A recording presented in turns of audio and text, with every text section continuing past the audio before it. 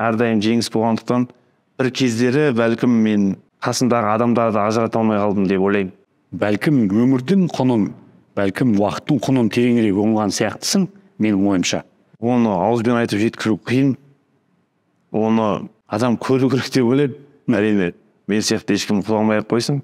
Бас сүйек ашылады екен, или тесіле ма, содан кейін анау үшін үйіп қойған қанды тазалап, қайтадан жапты деген сияқты. Врачтардың өзі таңғалды. ақш-та мысалы бұндай жаңағы жағдайдан кейін көбінесе ауруханада 2-3 ай жатады деді. Кәсіпқой бокстың әлемі бір төңкеріліп түсті. Сол сәтте жақсы бір демеу болды. Қайтып аяққа тұру ма, сол халықтың дуасы, жаңағы жақсы тілектері. Бапкердің тарапынан қателік болды дедім. Яғни кейкарома. Промоушн таңдады дегенмен мысалы мен қоймай айтуым керек еді да. Мен мына бапкер болмайды. Айдос Ербосынұлы су ішпеген, нәр татпаған. Бірақ бүйтіп нокаутқа түспейтін едім да мен. Жаңағындай салмақты қумаған кезде мен соншама соққы алып. Күмән туды ма демек? Жоқ, менде мысалы ой болды ма, толтырып береді тамақ. Біз әлі түсіне қоймайтын бокс әлемінің ойыны болды деп ойламайсың ба? Жеңіліске ұшырауымның основной себебі осы да. 10 күн бұрын бару керек болғанбыз. Кейін аналар өздері билет алады екен да. Олар 4 күн қалғанда бізге билет алып берген да. Біліп тұр, бір бет керегіңді көріп тұр. Компетентность деп айтамыз ғой, біліктілік жетіспеді Қанат Орақбаевтың тарапынан. Мен келіскен жоқпын да ол жерде. Мысалы, жаңа орамал тастауға. Осымен кәсіпқой боксты қоясың ау деген сөз айтылды ғой. Жағым сынған кезде де тоқтаған жоқпын. Бұл нәрседе мені тоқтатады деп ойламаймын. Бір апта сол комада жаттым ғой. Искусственный комада. Бір аптадағы көрген түс бірдеңе есіңде бар ма? Неге қазақстандық боксшылар Геннадий Головкиннің лагерінің есігін теуіп ашып кіре алмайды? Канелоның базасында жүр. Канело красавчик, Геннадий не қазақтарды қолдамайды деген.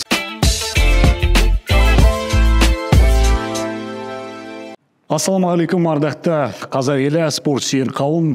Мен Серік Ноян, бұл спортнама. Бүгінгі кезекті шығарылымыздың ерекше қонағы елімізге, тек қана елімізге емес, жалпы алты құрлыққа дейікші аты танымал кәсіпқой боксшымыз Айдос Ербосынұлы. Айдос, ассалаумағалейкум бауырым. Көргеніме қуаныштымын менде. Мынау алдымызда тұрған кітап біраз саған деген көзқарасымды өзгертуіме себепші болды, шынында керек. Жағың сынса да сағың сынбасын деген Қазақстандағы енді кәсіпқой спортшылардың жазған алғашқы кітабы деп айтайыншы. Осы кітапты оқып шыққаннан кейін де өзіңнің осыған дейінгі берген сұхбаттарыңды, енді мен сенің мансабыңды шынында керек осы соңғы айқасыңа дейін және кейін деп екі бөлікке бөлдім. Одан кейін осы өзіңнің өміріңе үлкен сынақ болып келген 4-ші жекпе-жегің грузин боксшымен болған. Ауыр, осы кітапта суреттелген оқиға. Сол жағың сынғанға оқиғаға дейін де тағы бір бөлікке бөлуге болады екен деп, бұлай ойлап қарасам, Айдос Ербосынұлының кәсіпқой мансабын 3-ке бөлуге болады екен. Қазір Инстаграмда ағартушылық, патриоттық, сонымен қатар діни және де бір ағалық ағылымды айтып жүрсің жалпылама халыққа. Бұл өзіңнің ішінде жатқан нәрсе ғой негізі. Неге солай 180 градусқа өзгерттің Инстаграмда контентті?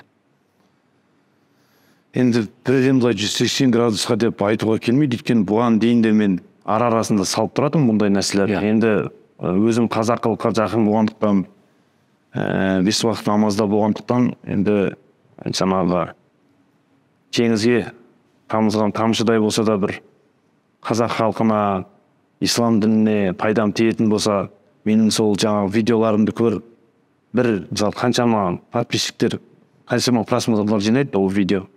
Пәленбай мың мысалы жинайды.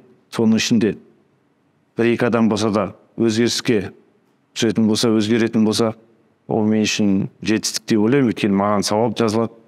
Мен былайша айтқанда бір адамның өзгеруіне себепкер боламын да.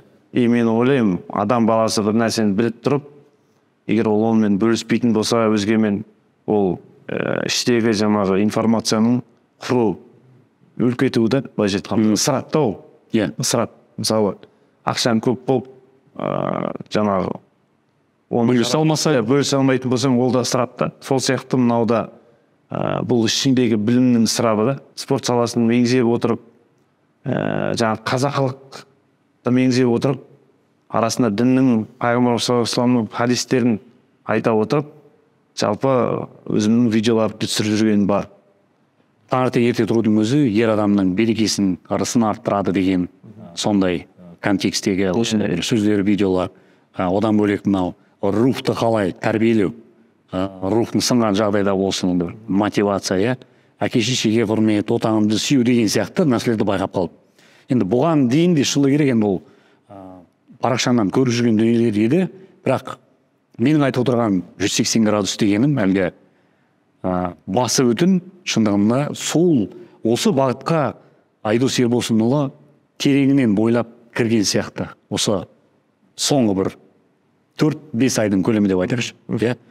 Енді бұл сұрағымды айналсоқтап келе жатудағы себебім осы соңғы айқасында болған жағдай. Соңғы айқастан кейінгі, демек, сенің дүниетанымында, сенің ішіңде бір Аллаға деген, одан кейін айналаңа деген, қоғамға деген, қазаққа деген бір кішігірім төңкеріс болған сияқты осы ойлау бағытында. Яғни, бәлкім салмағы арта түсті, бәлкім өмірдің құнын, бәлкім уақыттың құнын тереңірек ұғынған сияқтысың, менің ойымша. Оны ауызбен айтып жеткізу қиын. Оны адам көру керек деп ойлаймын. Әрине, мен сияқты ешкім құламай қойсын, бірақ жалпы бәрі біз ойлағандай емес екен де бұл өмірде. Біз бәрі басқаша екен. Соның бәрін анау жасыңа жас қосылған сайын сана кереді, ақыл кереді дейді ғой жалпы. Осы бір оқиға менің бір келешектегі өмірімнің өзгеруіне себеп болады деп ойлаймын. Осы соңғы жекпе-жектегі жеңіліс.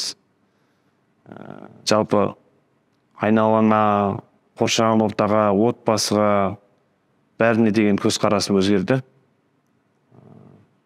Кімнің нағыз бауыр екенін, кімнің нағыз дос екенін, кімдерге негізі маған көңіл бөлу керек екенін, соның бәрін түсінгендей болды. Бір кездері мысалы мен ол нәрсені білмедім деп айтпаймын, мен ол нәрсені басынан өткен, бұған дейін де мен ол нәрсені біліп жүретін, дегенмен анау адам комфортный зонаға кіріп алады дейді ғой мысалы. Бұған дейін жеңіліске ұшырамағандықтан, әрдайым жеңіс болғандықтан, бір кездері бәлкім мен сол қасымдағы адамдарды ажырата алмай қалдым деп ойлаймын өзім. Сол жеңістің буы демек саған бір көз байлау болды ғой, Бәлкім болған шығар, болған шығар. Бірақ енді десек те мен әрдайым саралауға, жаңағы өзім қалам мен дәптерге жақынмын. Жаңағы жазып, өзімнің қате кемшіліктерімді қалай істеуім керек, маған не жетіспейді, соның бәрін үнемі жазып жүретін адаммын. Мына кітаптың туындауы да солай негізі. Өзімнің жазып жүргендерімді былайша құрай салдым да. Бір өзіңнің басына өткен, күнделікке түскен нәрселерді жинастырып келіп, осындай бір шағын кітап дүниеге келді. Жаңағы айналамдағы адамдарды тани алмай қалдым деп жатсың ғой. Бұл басқа бір қиындық түскен кезде, тар жерде ер тоқымын сұрайтын, не болмаса осындай бір басқа қиындық, ер азаматтың басына қиындық түскен кезде тастап кететін, былай айтқанда көңіліңді қалдыратын, сондай бір адамдарға қатысты айтылып тұрған дүние ғой, Енді мен бір шыны керек қатты бір ешкімге ренжіген жоқпын. Мен керісінше мен қазақ елін қалай мен жақсы көрсем, қазақ елді мен дәл солай жақсы көретінін мен сезіндім да. Осындай басыма сынап келгенде қаншама халық қолдап жатты. Меккеде мысалы үшін қаншама хажылықта жүрген бауырларымыз дұға жазып жатты, Соның себебімен болар, бәлкім врачтардың өзі таңғалды. ақш-та мысалы бұндай жаңағы жағдайдан кейін көбінесе ауруханада 2-3 ай жатады деді. Мен бір айдың ішінде емделіп толық маған айтты, болды, сен қайта берсең болады, біз сені бұл жерде ұстай алмаймыз деп. Сол халықтың дұғасы деп ойлаймын жалпы. Мен қазақты қалай жақсы көрсем, қазақтан мен солай жақсы көретінін мен сезіндім. Әрине арасында енді жаңағындай жазатын, комментарий жазатын, көңілге тиетін сөздер жазатындар әрине болады. Ол қай қоғамда да, қай кезде де, енді тарихта қарасаңыз. Сондай бір саған сыни пікір жазатын, кейде бір көңілге тиетін комментарий қалдырушыларға аз да болса етің үйренген шығар деп ойлаймын. Осындай бір жол жүріп өттің ғой, Өйткені бұған дейінгі жекпе-жектерінде де барлығы мысалы ойындарда болған жоқ.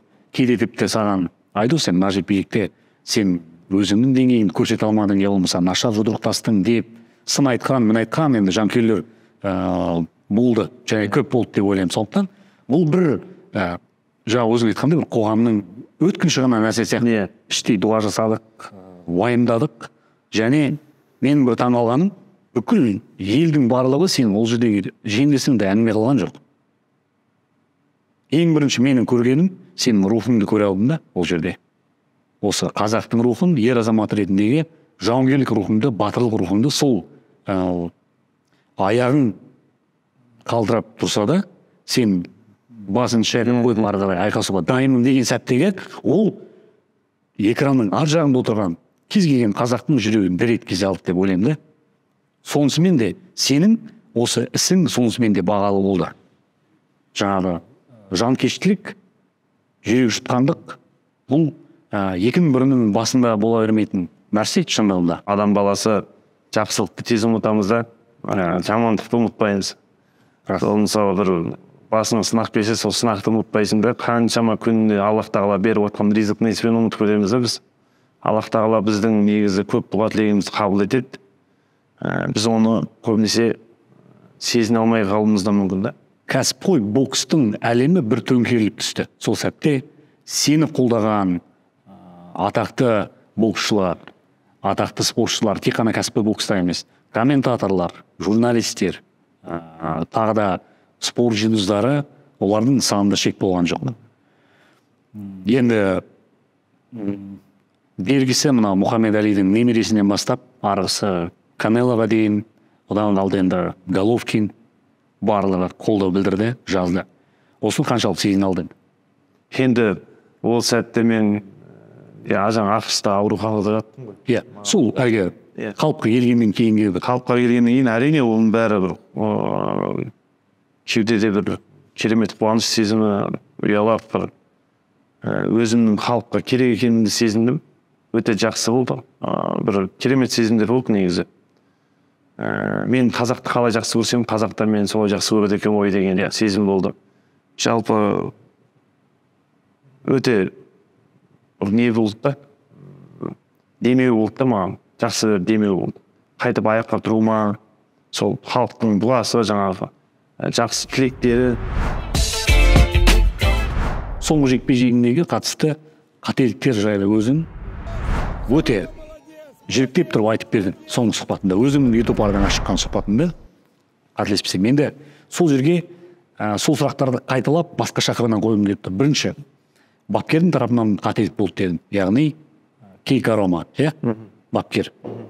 Бұл бапкерді кім таңдауға көмектесті? Кім таңдап берді саған? Осы бапкердің қоластында жаттығасың деп, осы Дэвид Моррелмен болады жекпе-жектің алдында. Енді промоушн ғой біздің промоушн ол Кейко Рома деген негізі мықты бапкер енді. Америка құрама штаттарының негізі жақсы бапкер. Білімді, бірақ енді бір сол минусы менің дайындаған кезде ол екі жақта жүрді да. Тек мысалы менде өте важный бой болып жатыр. Ол бір жақты или айту керек еді, ол мен жігіттермен дайындай алмаймын. Сендер басқа бапкер іздеңдер деп айту керек еді. Бұл жерде Айдос айтпағым, осы жағдай Батыр Жүкембаевтың да басында болған. Осы Сумрей Матиспен болатын жекпе-жегі қарсаңында бұл Батыр Жүкембаевтың да басынан өтті. Және де өзге де үлкен жекпе-жектерге шыққан біздің боксшыларымыздың басында болған жағдай екен. Демек, ол боксшының атағына, ол бапкердің бір атағына қарап қажеті жоқ екен. Қажеті жоқ. Демек, сонымен деңгейлес, бірақ атақ шықпаған мамандарға көбірек жүгінген абзалырақ сияқты. Яғни ананың залында, Кейко Романың залында дайындалып жатырмын деген енді бір былай айтқанда өзің тамаша сипаттап бердің, екі кемені ұстаған суға кетеді деп, екі кеменің құйрығын ұстаған. Дәл өзі ғой. Мысалы, ана қызда бір қыз чемпиондық мира. Ол Англияда дайындалды. Ол Англияда дайындалып жүр. Бұл екі ортада жүр. 3 апта мында болады, 3 апта мында болады, 3 апта, 2 апта мында болады, бір аяғында болады, сондай да. Ояқта көбірек көңіл бөлді екен, ол чемпионский белбеулерін қорғатты да ол қыз. Ел бұрыннан сонда дайындалған, мен енді оған алғаш келіп тұрмын. Орнынан мысалы біреулер тастап кетеді. Секундант. Олар енді шыны керек, ол мен мысалы бір адаммен басынан аяқ дайындалсаң ол бөлек әңгіме да. Мысалы күнде көріп жүрсің. Одан кейін мен өз басым негізі бапкерімнің тілін түсінген адам да. Біз енді қанша дегенмен ағылшынша олай қатты шарт етпейміз. Былай азды көпті білеміз, нан сұрап жей аламыз, болды да. Жаңағындай терең отырып осылай өзіңізбен сұхбаттасқан сияқты сұхбаттаса алмайсың да. Мынау жер қалай, мысалы мына ана соққан ұрған кезде ол бүйтеді екен, сөйтеді екен деп. Мен түсінсем уақыт керек қой. Емін еркін отырып сөйлескім келеді бапкермен, бірақ ондай оның уақыты бір. Оның уақыты одан кейін тілін түсінбейсің ғой. Ол мысалы. Демек бұл жерде екі қажеттіліктің шеті шығып тұр. Бірінші тілдің білу, тілді білу қажеттілігі. Екінші бапкермен бір жекпе-жекке. Тілді білуде енді бір қатты бір причина деп айтпаймын. Ең басты причина жаңағы толық циклды толық циклды қасында жүрген деп та бастан аяқ қасында жүрсе, енді ол мысалы маңызды жекпе-жек өмірімдегі менің мысалы ең маңызды жекпе-жектің бірі болды да бұл. Негізгі чемпиондық. Негізгі чемпиондық белбеу. Осы кезде негізі маған көңіл бөлу керек деп ойласаң, алаяқта ананың қызы. Бірақ ол оның өзінің ошибкасы ол мысалы айту керек еді біздің промоутерларға. Мен қазір ана қызым бар, ол жұдырықтасып жатыр, ол чемпиондық белбеулерін қорғайын деп жатыр. Мен ренжімеңдер аламаймын ертең, Айдос маған ренжіп қалып жүрсе, ұтылып қалып жүрсеңдер. Сол Кейк Арома секілді бапкерлердің алатын ақысы бір атаның түйеге жүк боларлай салмақты, қомақты қаржылады негізі жекпе-жекке дайындаған үшін. Тіпті мынандай чемпиондық айқасқа бір боксшыны бастан аяқ дайындап шығу үшін бар әжептәуір ақша алады. Екіншіден, ол жерде енді саған қатысты өзінің жаңағы методикасы, жеке дайындау стратегиясы, одан бөлек спарринг серіктестерің бар, одан бөлек диетологың болды сенің жағында. Диетологыңа қатысты айтқан әңгіменде естіп отырмын. Сол оның алдында бір жекпе-жекте еш қиындықсыз салмақты жеген екенсің. Бірақ одан осы соңғы жекпе-жекте біраз қиындықтар болған. 52 сағат бойы, 56 сағат бойы. Айдос Ерболсұлы су ішпеген, нәр татпаған, онымен қоймай 3 рет ауырын жаттығуды бастап өткізген. Бұл енді основной жеңіліске ұшырауымның основной себебі осы да. Енді мен мысалы жеңіліске бәлкім былай да шығарып едім, бірақ бүйтіп нокаутқа түспейтін едім да мен. Жаңағындай салмақты қумаған кезде мен соншама соққы алып, енді әрине ол біреуден кінәні іздеу әшейін әркімнің бір қолынан келеді ғой. Мысалы мен әрдайым айтам, мен өзім кінәлімін деймін, жеңілесім өзім кінәлімін. Бапкерді мысалы таңдаған өзім, жаңағы енді промоушн таңдады дегенмен мысалы мен қоймай айтуым керек еді да. Мен мына бапкер болмайды, маған басқа беріңдер. Құқығың болды ғой. Мен қайта айтып мазалауым керек еді да. Мен ол жерде көзімді жұма салып жарайды, шынымен мықты шығар деп бір нәрсе болар. Өйткені бұның алдында жеңістері бар, жаңағы өзімнің білімім бар. Сол өзімдегі біліммен де мысалы соған да сеніп кеттім да мен. Дайындаламын, Алла бұйырса көппен көрген ұлтай. Деп бір бұл жерде негізі тәуекел да. Мына тәуекел жақсы ғой. Бірақ соқыр тәуекелдің салдары дұрыс ғой. Енді Айдос, бұл жерде не үшін бұны қазы болып сұрап отырмын? Яғни ертең сенің інілерің Америка құрама штаттарына барады, Алла бұйыртса, жастар барады ғой. Үлкен сынақтарға келеді, үлкен жекпе-жектерде осындай дайындықты басынан өткізеді. Демек, осы мүмкіндікті пайдаланып бізде айта кетуіміз керек, осындай қателіктер жасамасын дегенде. Егер бұл қателіктер, яғни бұл бірнеше себептерден құралған нәрсе, жалпы сенің рингтегі өнеріңе тікелей әсерін тигізіп отыр. Шоу-тайм тікелей эфирі, екі боксшы жеңіс дәмін татпаған, басты айқас. Сенің ту сыртыңда бір сен білмеген ойын жүрген сияқты менің ойымша. Енді негізде етейін бұл пікірімді. Бірінші, сенің диетологыңның осындай жағдайға сенің душар етуі, яғни 3 тәулік қалған кезде, соңғы 3 тәулік қалған кездегі жаңағы сен салмақ түсіру мақсатында сен 3 ауыр жаттығу өткіздің, не су ішкен жоқсың, не нәр татқан жоқсың. Ол бір. одан кейін мынау Кейк Ароманың жаңағы ара тұра келіп кетуі, ар жақтағы қыздың Англияда жаттықтырып жүр, одан кейін саған келіп толыққанды көңіл бөле алмады. Енді бір шетінен қарасақ, жай себеп салдарлар сияқты. Солай болу керек сияқты, солай болған да сияқты. Бірақ сенің сыртынан бір құйтырқы, біз әлі түсіне қоймайтын бокс әлемінің ойыны болды деп ойламайсың ба? Енді ондай ойлар болған жоқ. Өйткені қазір осы бір айтылып келтірілген дәлел дәйектерден кейін деп ойлайыншы. Егер шындығында түбін терең ойлап көрсек, енді мысалы оның травмасынан мен мысалы жекпе-жек болатын қала, ол мысалы солтүстік Америка жақтарда, Американың солтүстігінде орналасқан, кәдімгі біздің Қазақстан қыс болатын жерінде. А біз дайындалған жер ол Лас-Вегас, ол білесіздер өздеріңіз, пальмалар өседі кәдімгідей. И былайша айтқанда ұшып барудың өзі бір 2 сағат, 3 сағат аралықты акклиматизация болады. Одан кейін мен айттым, промоушнға айттым, біз ертелік ұшып барайық деп. Олар да жарайды деді басында. Біз 10 күн бұрын ұшып бару керек боламыз. Кейін аналар өздері билет алады екен да, олар 4 күн қалғанда бізге билет алып берген да, әдейіге. Оның бәрі бекер емес та. Оказывается, адам ағзасы жаңағы ауада болған кезде бір аптаға дейін, примерно, бір аптадан кейін уже нормально екен. Бір аптаға дейін немен ұшып береді. Қатты ыстық климаттан салқын климатқа келген кезде, климат, и одан кейін жаңағы ауада болғандықтан адамның денесінен не теріс шықпайды екен да, кейін шығады екен терісі. Мысалы мен бұның алдыңғы осы жеңілістен алдыңғы жекпе-жектерде мысалы сондай салмақ қуып жүрдім ғой, осы диетологпен қуып жүрдім. Еш қиындықсыз. Бір күнде, мен де ойлаңыз, бір күнде 5-6 килограмм әшейін түсіп кететін. Иә. Мен содан кейін енді 100% оған сенесің ғой, бергенін жейсің, жемегенін жемейсің. Бірақ сұрақ қойған екенсің, тамақ жеп жатқан кезде мынау қалай? Иә. Біз мысалы күмән туды ма демек? Жоқ, менде мысалы ой қолыттым, толтырып береді тамақты. Әдеттегі жеп жатқаннан сәл үлкендеу. Жоқ, порциясы емес. Сол постоянно жеп жүргендей ғой. Бір қалыпты. Иә, бір қалыпты беріп жүрді. Бірақ енді жекпе-жек жақындаған кезде уже мен салмағым артық болып тұр.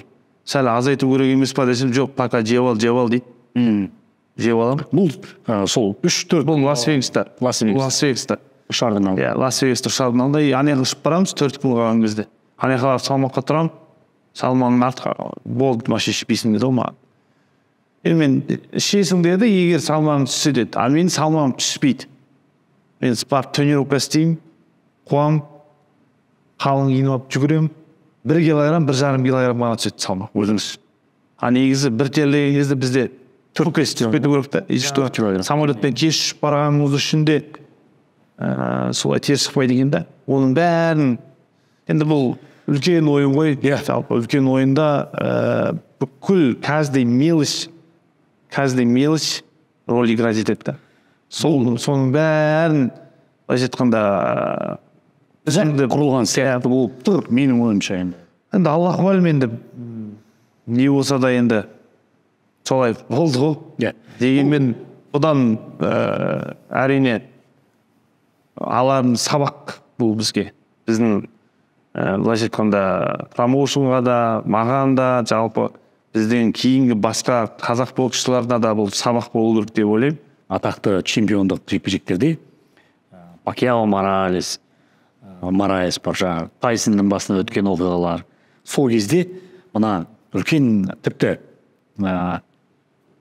қолға таңдау кезінде, тамақ ішу кезінде анау қарсыласты қалай психологиялық қысым жасау, физикалық қысым жасау деген сияқты көрпенің астында болатын бір ойындар деп айтамыз ғой, құйтырқы әрекеттердің тізімін естіген кезде шынымен таң қаласың.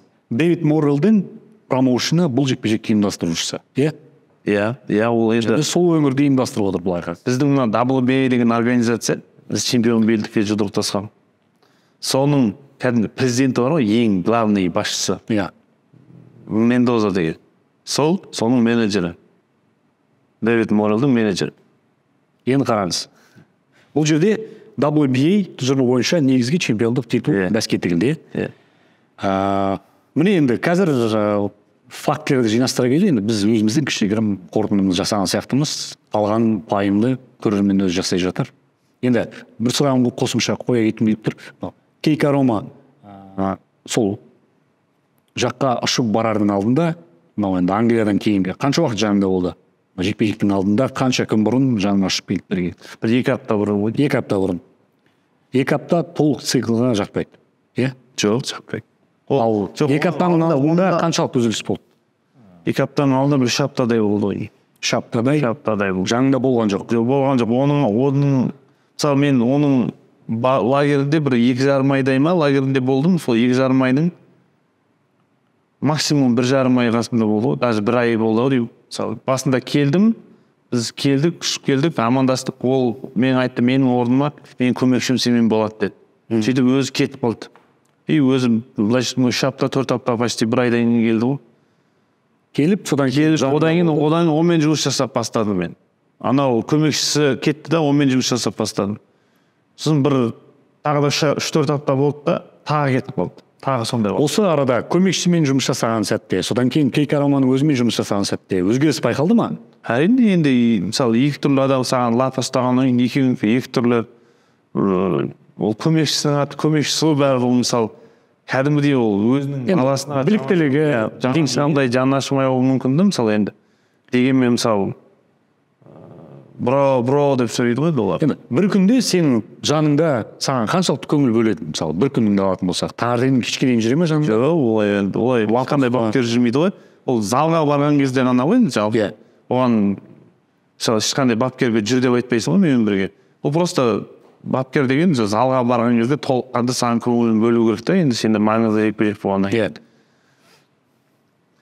Енді кінәні біреуден іздеуден аулақпын. Өйткені ер жігіт әрдайым біреуді кінәлай береді, болса еш уақытта жетістікке жетпейді. Бәрінен жалпы жеңіліске, оған бәріне өзімді кінәлі сезінемін, кінәлімін деп есептеймін. Оған еш қорықпаймын, мысалы жеңілген де мойындаймын, оның бәрін. Айдос, бұл жерде бірақ енді жаңағы өзіңіз сұрап отырсыз ғой, енді бұл бетін ашып алуыңыз келіп тұр ғой. Бұдан мен мысалы оның бәрін зерттеймін ғой, ол нәрсенің бәрін зерттеп, саралап, былайша результатын шығарып тастағанмын негізі. Бұдан кейінгі бұл нәрсені жібермейтіндей. Иә, міне осы айтқым келіп отырғаны, бұл біріншіден Айдос Ербосынның кәсіпқой боксшы ретінде жаңа бір биікке көтеріліп, осындай үлкен деңгейдегі жасаған басынан өткен тәжірибеден кейінгі қорытынды шығара отырып, өзің қазір енді бір басқаша бір биікке көтеріле алдың. Тиісті қорытындыңды шығардың. Қазір артыңдағы інілеріне емін-еркін ақыл айтатындай тәжірибең бар. Бірақ менің бұл жерде тағы да айтқым келіп отырғаны, сенің ізіңді басып ертең ақш-қа баратын біздің жас боксшылар сол қателік жасамаса екен. Бір америкалық бро деп жүрген қара нәсілді бапкер атағынан ат-үркетіндей абыройы болса да оған қарамаңыздар. Дұрыс. Керісінше әлі таныла қоймаған, бірақ шеберлігі одан кем емес бапкерлерді іздеуге тырысыңыздар дегім келеді ғой енді. Бұл бірнеше кәсіпқой боксшымен болған әңгімеден кейінгі өзім түйгенім шыны керек. Осылай болған дұрыс екен. Диетологқа да абай болу керек, көрдіңіз ба?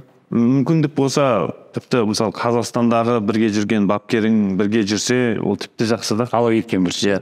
Ол мысалы бәрібір үнемі сенің басыңда бір адам жүрсе, ол сенің әрине қазағың ғой, бәрібір қашанда жаны ашитын, саған жаны ашитын, саған сені түсінетін. Мысалы Қанат Орақбаев бапкерімде мысалы қасымда мен 2 аптаға кезде ғана келді. Ол біздің жаңағы неге ерте келе алмады? Өйткені басқа боксшылар болды ғой. Ол соларды жекпе-жекке шығарды да, солардың қасында жүру керек болды. Олардың қасында басқа бапкер болмады.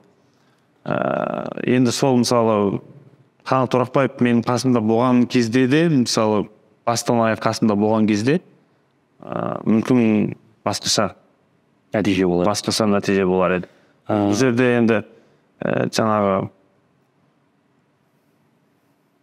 әркімнен бір кінәні іздей беруге болмайды ғой. Әрине. Дэвид Моррелмен болған жекпе-жегінде сенің бұрышыңда Кейка Рома, Эммануэль Савой секунданты болған екен, және Қанат Орақбаев. Мына Эммануэль Савойдың сұхбатынан үзінді америкалық басылымға берген. Мен ақ орамалды тастағым келді дейді. Мына жекпе-жекті уақытынан бұрын аяқтауға. Бірақ Қанат Орақбаев бас тартты. Яғни тоқтатуға жекпе-жектің. Бұл жерде қай бапкердің рөлі басымырақ болды? Қанат Орақбаевтың ба, әлде Кейко Романың ба? Осы жекпе-жек. Дейді Кейко Рома өзі де басты бапкер болып саналды, өйткені Қанат кейін кетті ол. Дегенмен, мысалы, мен өз басым келіспейтін едім да, мысалы. Мен келіскен жоқпын да ол жерде. Мысалы, жаңа орамал тастау. Орамал тастайтындай да негізінде бүйтіп бойды дұрыстап қарасаңыздар, орамалды тастайтындай да положение болған жоқ ол жерде. Анау кубалық боксшы өзінің мықты екенін өзі сезінбей жүрді ма, былайша айтқанда өз-өзіне не уверен болып жүрді да ол. 12-ші раундқа шейін ол мысалы бойды толық қарайтын болсаңыздар, ол ұрады қашып кетеді, қашып кетеді, маған тиіп кетіп жатыр. Бірақ мені бүйтіп Қанатқа тақап тұрып ұрып жатқан жоқ та. Быт-шыт болып бүйтіп ше. Ұрады, маған тиіп кетіп жатыр, базар жоқ. Бірақ мен оған тиісе алмай жатырмын да. Бірақ ол ұрады, қашып кетеді, қашып кетеді. Солай жүрді да, и соңғы раундта ғана оның уверенності артты ғой. Мен негізі жаңа айттым ғой, салмақ қуылмысыдан өте қатты әлсіреп қалдым да, мен негізі бір 3-4 раундта маған сондай жаңа шабуылдар жасаған болса, 12-ші раундтағыдай. Бәлкім мен 3-4 раундта құлап қалар еді, потому что мен физически дайын болған жоқпын. Мына кітабымда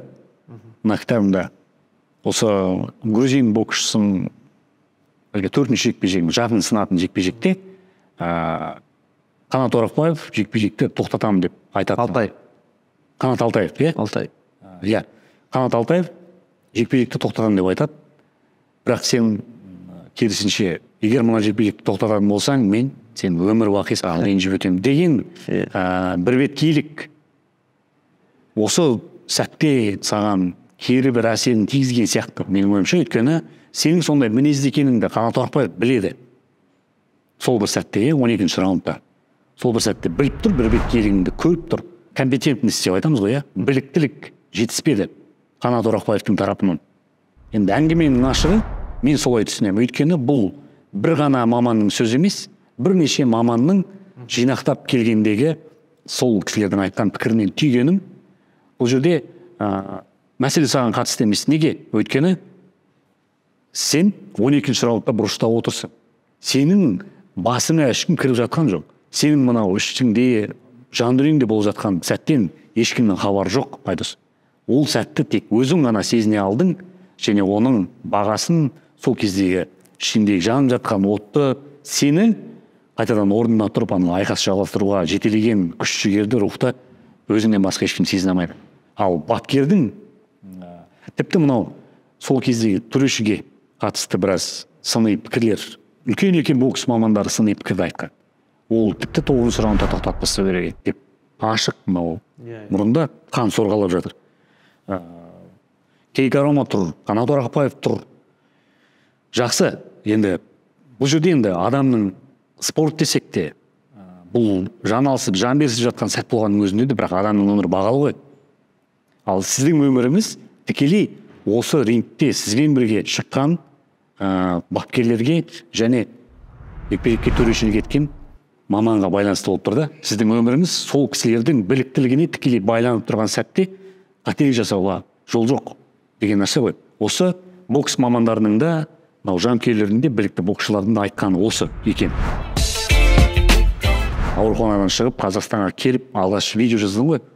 Сол кездегі сөз саптауың, мына реакция дейміз ғой, көзіңнен қимыл қозғалысың реакциясы қазір мүлде басқаша. Шынында қуанып отырсың, оны өзіңде байқап қаншасың. Енді мынау операцияда менің естуім бойынша бас сүйек ашылады екен, или тесіле ма, содан кейін анау үшін үйіп қойған қанды тазалап, қайтадан жапты деген сияқты. Бұл осы бір қорқынышты әңгіме естідім де. Бұл операцияның салдары ертең сен кәсіпқой бокстағы жолыңа ары қарай жалғастырасың ба, жоқ па дегенге осы бір сұрақ туындатпай ма? Енді әрине адамның денсаулығы ең құнды нәрсе ғой. Аллах тағала тарапынан бізге денсаулық аманат берілген. денсаулық парыз деп боксшы айтып отыр дейсіз ба. Енді жалпы мені жағым сынған кезде де тоқтаған жоқпын. Бұл нәрседе мені тоқтатады деп ойламаймын жалпы. Енді әрине врачтар тарапынан толық тыйым салынса, онда әрине тоқтатуға тура келеді. Америкалық дәрігерлер маған айтты, 1 жылдан кейін Алла қаласа бәрі қалпына келеді деді. Керісінше жаңағы клеткалар жаңарып жақсы жұмыс істеуде әбден ықтимал дейді. Егер дұрыс ем қабылдап, дұрыс қалыптасатын болса. Жалпы бұндай случайлар спортта болған екен, одан кейін де жалғастырғандар да болған екен.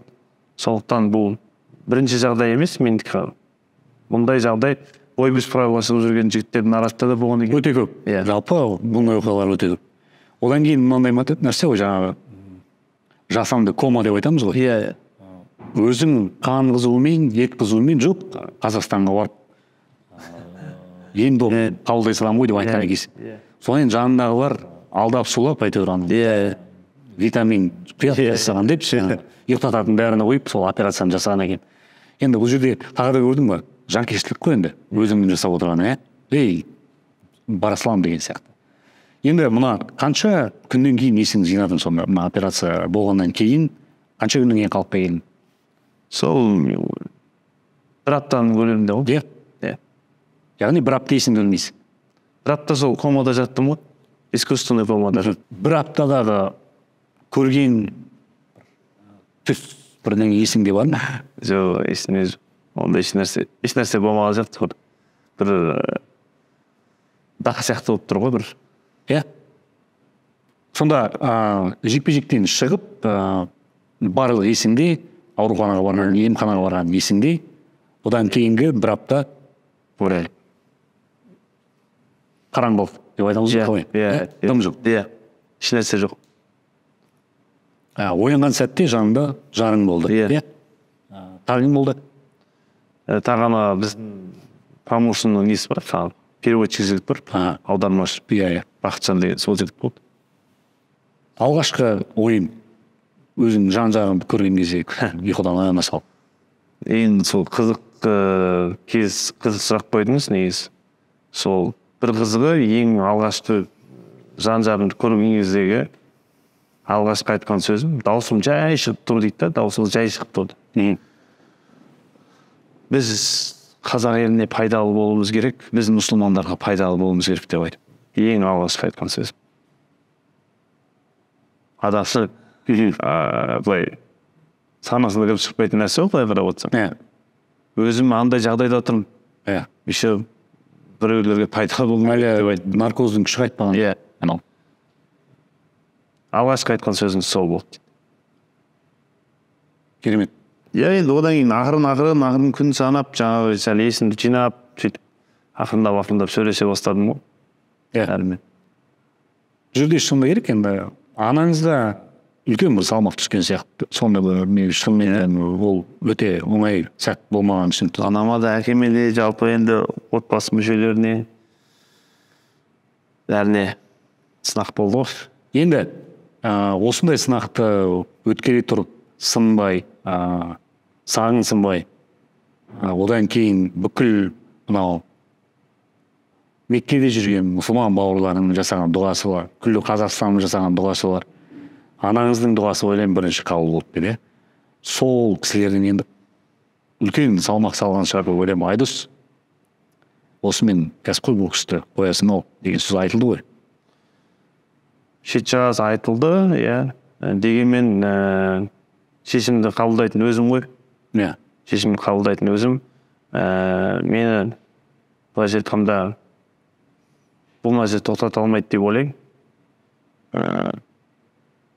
Алла қаласа қайтып оралармыз, мықты болып. 12-ші раундтағы сәт өзіңе үлкен сабақ болған шығар деп ойлаймын. Үлкен сабақ. Ертең дегенмен де Айдос сондай бір қауіпті қарсыласқа тап келген кезде ақылмен стратегияны 3 есе, 4 есе басқаша айла құрып, иә.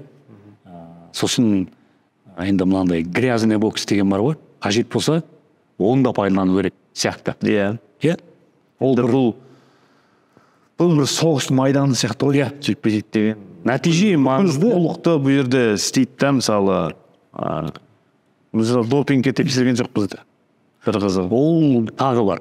Айдос, бұл сұрақтың жауабы жоқ. Бұл сұрақтың жауабын таба алмайсыз. Неге? Өйткені сол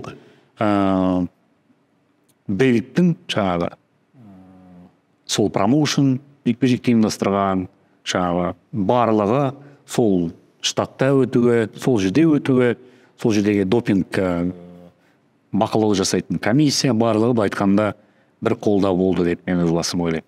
Осындай нәрселер біздің боксшыларға үлкен сабақ болу керек ертең. Яғни демек бұл көп сұрақ туындатады. Бірінші біздің промоутерларға әлі де болса сол жаққа барып, сол жақтың асханасына кіріп бармақ басты көз үсті әрекеттердің бәрінің басқасында бар. Бейбіт Сұлтан жүр ғой қазір, мысалшы, Америкада, Жәнібектің жанында. Ол ертең үлкен халықаралық деңгейде маман бола алатын азамат. Өйткені ол оған тілі де жетеді, айлакерлігі де жетеді, біліктілігі де жетеді, білімі де жетеді ол жерде. Яғни сондай бірнеше бізде маман болу керек екен, көрдіңіз ба? Сен күтпеген жерден, күтпеген адамдардың тарапынан көмек қолын созған сәттерді көрдім. Болды, иә. Күтпеген адамдардың саған үлкен ықыласпен шынайы жанашырлық танытқанын көрдім де, өзің күткен адамдардан көңілің қалған сияқты. Болды ғой сондай жағдай. Атын атап, түсін түсте демейміз, бірақ бір-екі жағдайда айта кетші. Қандай жағдай болды? Саған бір. Жоқ, сол жалпы жаңағы Инстаграм әлемінде байқағаным, мысалы мен жақсы араласып жүрген кейбір азаматтар тіпті қалайсың деп те жазған жоқ. Ал енді былайша айтқанда бір қатты бір алыстан шыдап жүрген азаматтар керісінше хабарласып, үйіме келіп, қал жағдайын сұрап, одан кейін қайта хабарласып сөйткен азаматтар да болды. Соған қарап, жалпы біз адамдарды сырттай, мысалы бір адам жайлы жаман ойлауымыз ол қате екенін осыдан 4-5 жыл бұрын, 4 жыл бұрын Сауль Альварес, яғни Канело Альварес қазаққа ата жаулай көрінген еді, шын керек. Қазақ халқы үшін, қазақ спорт жанкүйерлері үшін қазір осы спорттың әлі санасына халықтың жете қоймаған кезі ғой. Иә. Қазір біздің бір Мексикада туылған бір жиеніміз сияқты. Қазақтың шапанын киеді, Наурызбен құттықтайды. Жалпы оның залына өзіңде бардың, қаншама рет спарринг серіктесі болдың. Осы Канелоның залындағы атмосфера ерекше. Алғаш барған кезіндегі танысу, жақындасу, былай айтқанда рингте спарринг серіктес болу. Қандай бір қызықтарың есіңде қалды? Енді мен қатты былай өзім таңғала беретін адам емеспін жалпы ше. Бір адам істеген, адам істейді деп ойлаймын да. Мен кез келген мысалы қарсыласпен шаршағанға шықсам да, менде бір қатты бір үрей болмайды, мықты болып қарсыласып болса да. Сондықтан ол жерде мен бір қатты бір нәрсе байқаған жоқпын. Жаңағындай бір жаңашылдық дейді ғой жаңағындай. Ал Канелоның өзіне келсек, Канелоның өзі как боксшы ретінде өте мықты, жоғары деңгейдегі боксшы екенін мен сол Канеломен спарринг жасап жүріп көрдім, білдім. Ол мынау білекті бірде жығады, білімді мыңды жығады дейді ғой. Білімді азамат өте негізі. Былай көбісі біле бермейді. Және де оның еңбек ететіндей көп адам еңбек етпейді. Интеллект жағынан да, IQ жағынан да өте жоғары деңгейдегі боксшы. Біздің қазір енді промоушнның балалары сол жақта жүр ғой.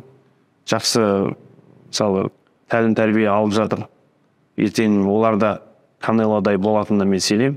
Тәжірибе алмасу енді өзің үшін осы Канеломен бір бапкерің Қанат Орақбаевтың берген сұхбатында бір өзіңді келтіріпті. Айдос осы Канеломен арнайы жаңа спарринг өткізіп жатқан кезде кей тұста әдейі соның соққысының дәмін сезгісі келген шығар дейді, ашылды дейді әдейі. Мынау ішке соққыларын әдейі өткізіп, сол соққының салмағын тексеріп көрді дейді. Бұл тұрғыда осы оның соққысының салмағын тексеру мақсатында бұл енді бір болашақ қарсыласын деп қарадың ғой демек оған, ертең бір салмақта кездесеміз ғой деген бір ой. Енді бір салмақ, біздің салмақтағы абсолютный әлем чемпионы сол. Сондықтан бәр жағдайды көрдік қой. Жалпы спаррингтер 10-11 спаррингтерін жасадым. Как раз сол Рамазан айының уақытысы келіп, ораза ұстап жүріп спарринг істеген кездерім болды. Аллаға шүкір, Аллах тағала күш қуат беріп әйтеуір істеп жүрдік. Немен таңғалдыра алдың өзің ойынша? Канелоны. Мен Канелоны. Ол кезде Бибелмен жұдырықтасатын болды ғой Канело. Соның бапкері былайша айтқанда мені күнде спаррингке қойып жүрді да, ол жерде 4-5 спарринг партнер болды. Мысалы кейбіреулер арасында 1-2 спаррингте ғана жұдырықтасты, мені күнде қойып жүрді. Өйткені ана Бибелдің бокстасу стилі советский, енді біздің қазақтың, Ресейдің боксшыларының әрі бойшам нелері стильдері келеді ғой. Сондықтан былайша айтқанда мені бір сол Бибелға ұқсатты да бұлар. Көп жағдайда менімен спаррингке қойды.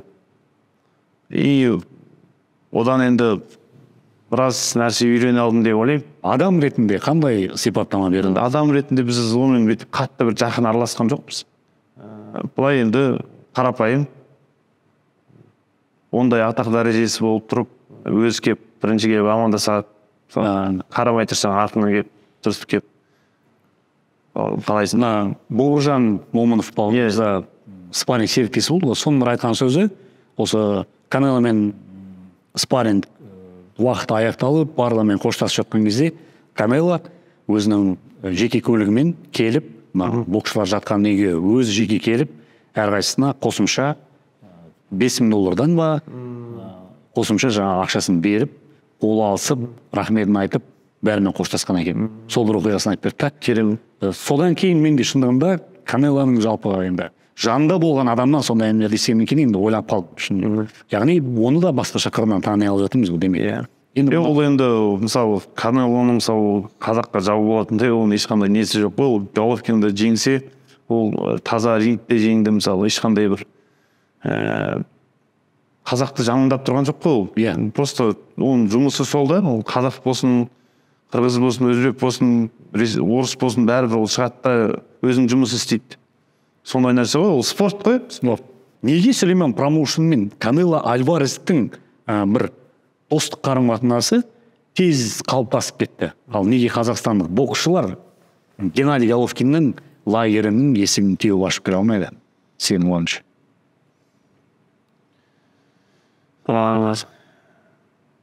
Білмеймін енді бұл сұрақтың жауабын. Сондай жағдай болып қалды да енді. Солай ыңғайлы болды Канеломен жұмыс жасау. Соған сәтті төп қалды. Ал былай енді Геннадийдің базасына барамыз деген біздің промоушылардың өздерінің де ойы болмаған сияқты. Оның базасына барамыз деген. Бұл жерде жұмыс жасаймыз деген. Геннадийді бұл жерде кінәлап керегі жоқ деп ойлаймын. Мысалы енді андай біз интернетте бақырсың ғой, комментарий жазады ғой саған дейді. Канелоның базасында жүр, Канело красавчик, Геннадий не қазақтарды қолдамайды деген солай нелерді жазады. Ол мысалы енді ол қолдауынша қолдады ғой, қазақстандық біраз азаматтар қолдады. Ол не деп айта алмайсың ғой жаңағы. Сен мені қолдауың керек деп болған. Ол обязан емес қой былайша айтқанда, ол рас. Әр адам мысалы өз жеке тұлға. Енді оның Геннадий Головкиннің мына көк шапанды киіп, әлгі From Karaganda of Afghanistan деп шыққан кездегі сәті, оның Қазақстанның имиджіне, жарнамасына қосқан үлесі ұшан теңіз. Оған қазір демас. Геннадий ағамыз жайлы бір нәрсе айту үшін біз соның дәрежесіне жетуіміз керек. Содан кейін барып айтуымыз керек. Жалпы мен кез келген неге жаңағы жаман комментарий жазатындар қалайғанда диванда жатып алып жаза берген бәріне оңай ғой. Өзің өмірде неге қандай жетістігің бар, жалпы бір жетістікке жеткен адам болсаң, кәнекей сынайды, жарайды. Бірақ көбінесе мен байқағаным, жаман пікір жазатын адамдар, жаман пікір айтатын адамдар өмірде еш уақытта ешқандай жетістікке жетпеген адамдар да. Америкалық промоутер компаниямен айттым бағана, көңілім алып қалып кеп. Сол кезде бір жекпе-жегіме $1000 алдым депсің, яғни кітапта жазған. Шындығында бірақ сенің әріптестерің әр раундқа $1000 алып жүрген. Демек, бұл кездегі қателікті қалай жібердің?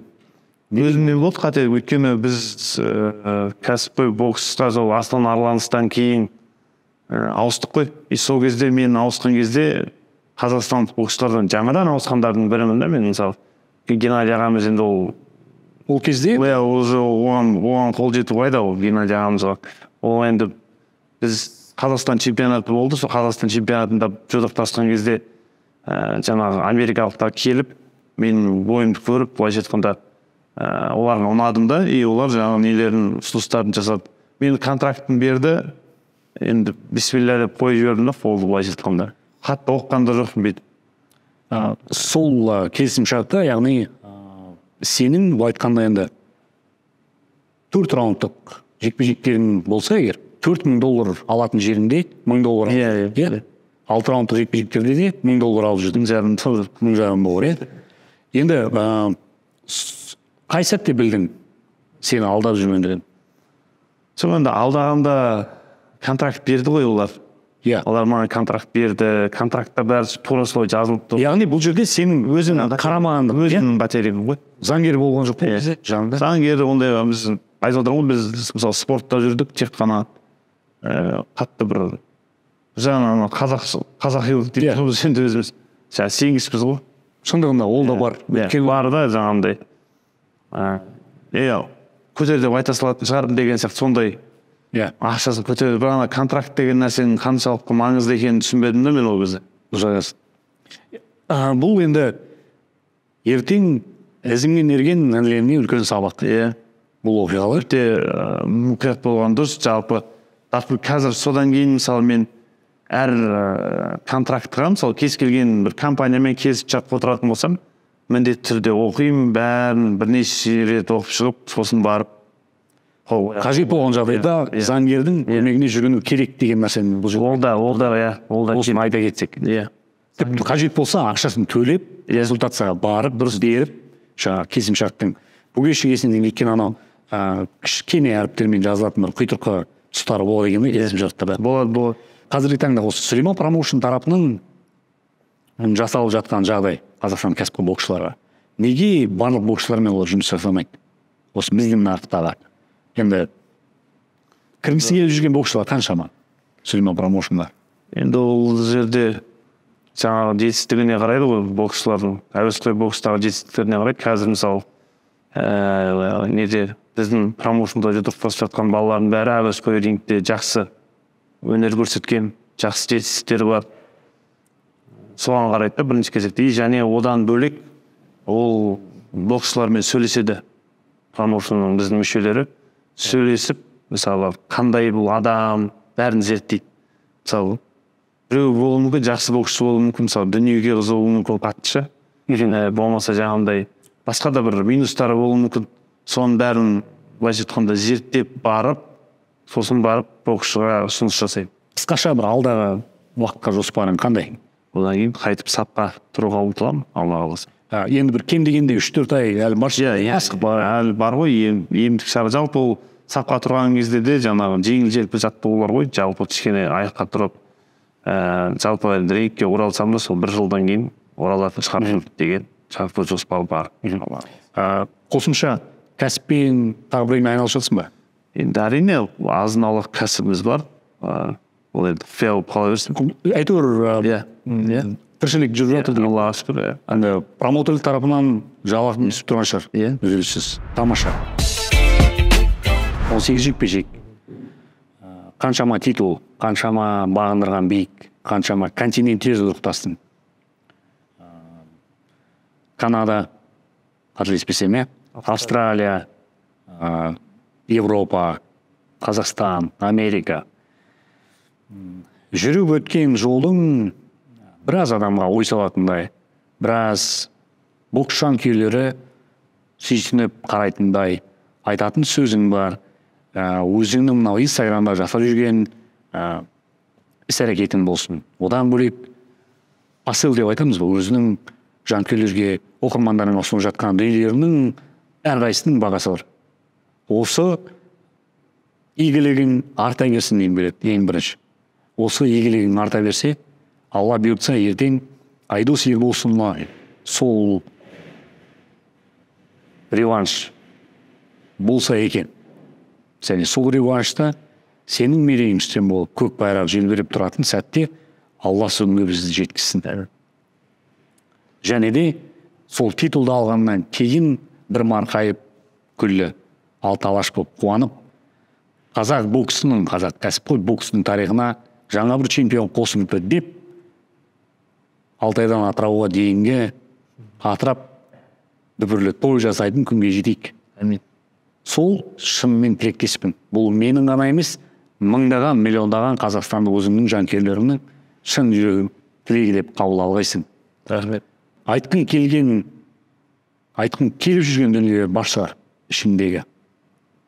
Көрерменге тілегің болса, рахметің болса, алғысың болса, мархабат. Қазақ елі қияметке шейін тәуелсіз ел болса екен деймін. Мұсылмандардың саны арта берсе екен деймін. Жалпы бүкіл әлемдегі мұсылмандардың ауызбіршілігі мықты болса екен деймін. Аллах Тағала баршаңызға екі дүниенің жақсылығын берсін. Еліміз аман болсын, жұртымыз дұрыс болсын. Қазақ елі жаңағы айтқандай қияметке шейін тәуелсіз ел болып нәсіп етсін. Жарынсыға сағынсың атты кітабымды қайтып сатылымға шықты. Алла қаласа тапсырыс берсеңіздер болады. Мына астына парақша белгілеп кетеміз. Номер, телефон номер, парақша, осы парақша арқылы немесе номер арқылы кітапқа тапсырыс берсеңіздер болады. Бір мотивациялық бағытта жазылған кітап. Қазақстандық кәсіпқой спортшылардың ішінде алғаш жазылған туынды. Бағасы қолжетімді, керемет мотивация аласыз. Мынау өзіңізге хадия, осы жерде Рахмет, сыйлайын. Және бір кәсіпқой бокстың методикасын жазатын күнге жетейікші бұйыртса. Сол бір қалай болу керек, кәсіби методика деп айтайықшы, сол күнге жетейік. Спортнама жобасы, мен Серік Ноян, қазақстандық және әлемдік спорттың өткені, бүгінгі және ертеңгі шежіресі. Ассалаумағалейкум.